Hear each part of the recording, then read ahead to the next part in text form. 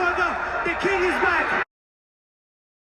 This is Open Mat MMA. Today we're going to be going over a PFL 3 fight recap. It actually was a really fun card. I went 10-2 overall on fight predictions, so that definitely will help out my records. We're going to get started. The first fight on the card was Magomed Yamato versus Dilano Taylor. It was a pretty decent fight until the first exchange. That's when Magomed ended the fight quick, around 131. He was heavy on the odds. I picked him. So next we're going to go with Carlos Leal and David Zawada. So David Zawada, UFC vet, he fought Carlos Leal. I picked Carlos Leal. Again, it was a pretty quick fight. It ended in round 1, 225. Carlos Leal looked like he had a lot of power, as well as Magomed, and just landed blows, and David Zawada couldn't keep up.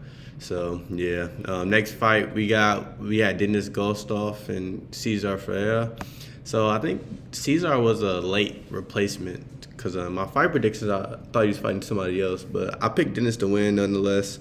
Still thought he was gonna win. Took him down, beat him up, ground and pound, ended in round 1. So next we had Clay Collard and Yamato Nishikawa. I thought Clay Collard was going to win. I did not think it looked so. When I was watching the fight, Clay Collard looked a league above him until the low kicks started landing for Yamato. He started landing those low kicks, really hurt Clay Collard. He went down on a lot of the low kicks. Like the low kicks, it looked really bad. Like Clay Collard had some very, very good boxing, some very good head movement. It was like a stalemate on the ground. And like the PFL 3 announcers was like, oh, Yamato needs to take to the ground. It looked pretty even on the ground, and they did go.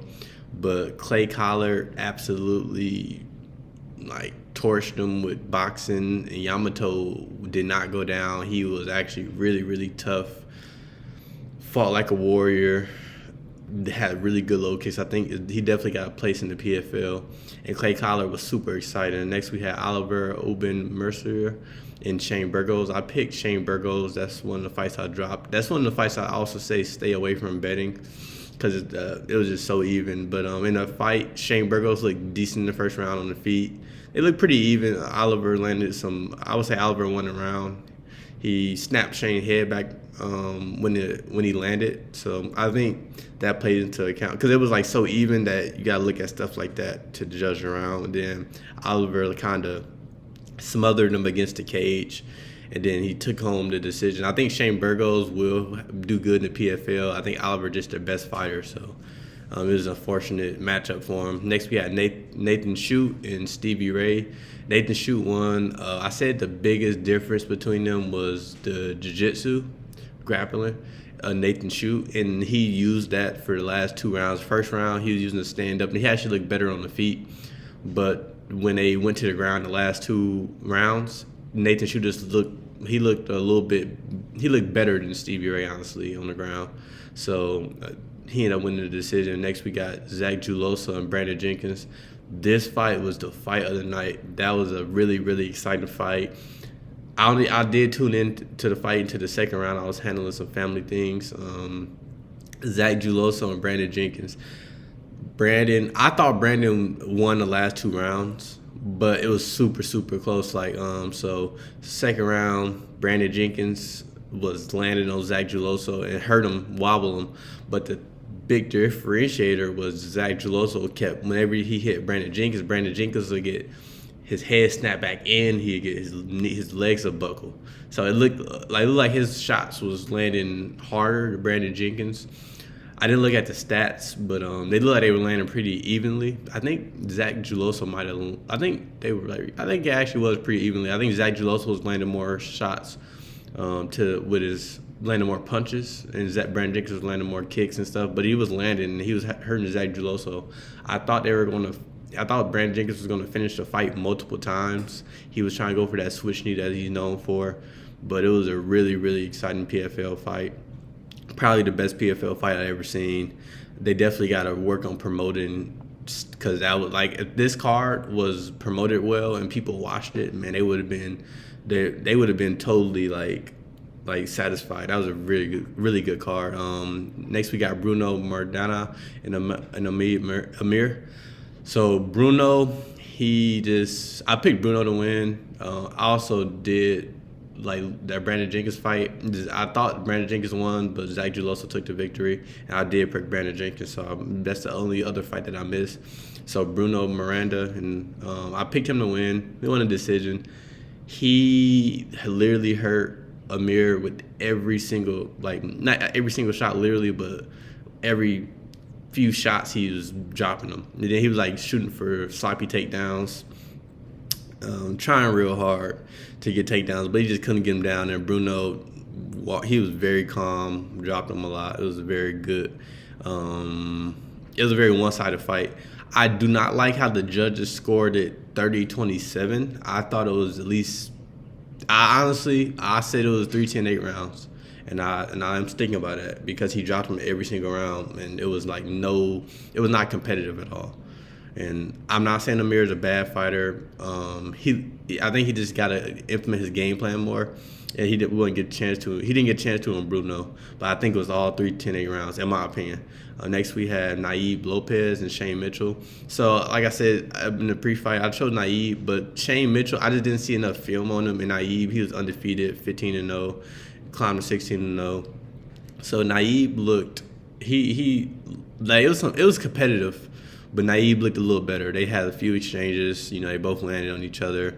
Nayib he's a little bit better on the ground, not by much, but it was enough. Like, he was getting scrambles and defending well.